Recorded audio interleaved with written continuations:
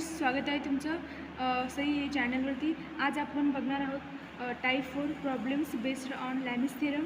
त्या अगोदर आपण थोडक्यात लॅमिस थिअरम म्हणजे काय ही कन्सेप्ट करून घेऊयात. जसं की आपल्याला माहिती आहे, लॅमिस थिअरममध्ये 3 फोर्सेस असतात. 3 फोर्सेसपेक्षा जास्त फोर्सेस पण नाही पाहिजे आणि 3पेक्षा कमी पण नाही पाहिजे. तर लॅमिस थिअरम काय म्हणतो की जसं की इथे फर्स्ट फोर्स आहे ए, तर एच्या अपोजिट जो अँगल आहे तो घ्यायचा. जसं की इथे ए डिवायडेड बाय काय येईल, साईन बीटा. का तर हा अपोजिट अँगल घ्यायचा आहे. साईडचे जे 2 अँगल आहे ती सोडून द्यायची. ओके, मग हा सेकंड फोर्स काय बी आहे. बीच्या समोरील अपोजिट अँगल कोणता आहे, alpha.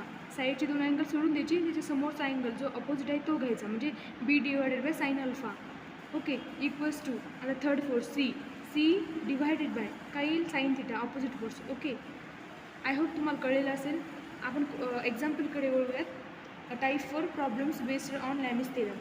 Question number 1, find the tension in spring AC and BC for following force system. जसं की आपल्याला क्वेश्चनची डायग्राम गिवन आहे.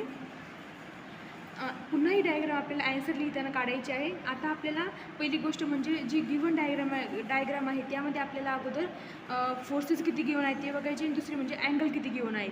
जसे की आपल्याला दिसतात की 3 फोर्सेस गिवन आहे, म्हणजे लॅमिस थिअरम अप्लाय होऊ शकतो. ओके, अप्लाय होतो.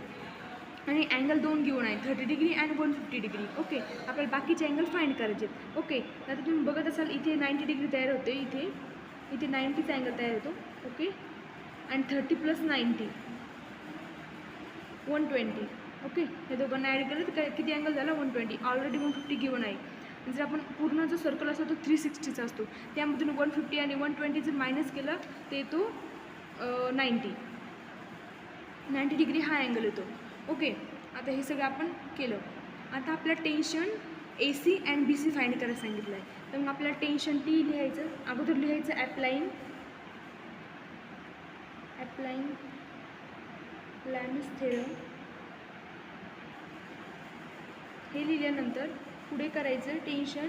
आपण AC काढतोय म्हणून AC लिहिलं. टेन्शन हे AC. ओके, म्हणून T tension AC divided by tension AC divided by किती, समोरचा अँगल किती, अपोजिट त्याच्या 150, म्हणून sine 150 equals to tension TBC हे BC. ओके, टेन्शन BCचा अपोजिट अँगल 120, म्हणून tension BC divided by sine 120 degree.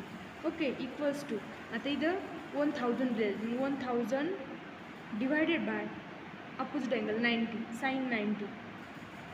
Okay, sine 90.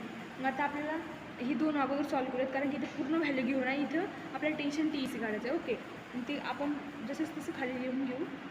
Sine 150 equals to 1000 divided by sine 90.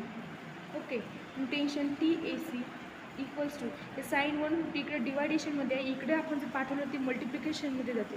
जसं की ते गिवन आहे 1000 into sine 150 divided by sine 90 degree. Okay, sine 90 degree. तर tension TAC equals to आपल्याला value काढायची आहे. तर मी कॅल्सीमध्ये हे सॉल्व करायचं.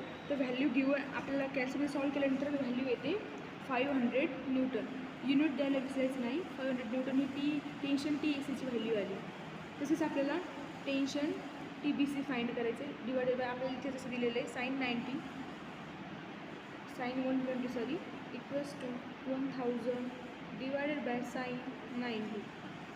Tension TBC equals to 1000 into sine 120 इकडे आल्यानंतर मल्टिप्लिकेशनमध्ये येतील sine 120 degree divided by sine 90. तर टेन्शन TBC इक्वल्स टू हे कॅल्सीमध्ये आपण सॉल्व केल्यानंतर येतं 866.02 न्यूटन. हे झालं आपला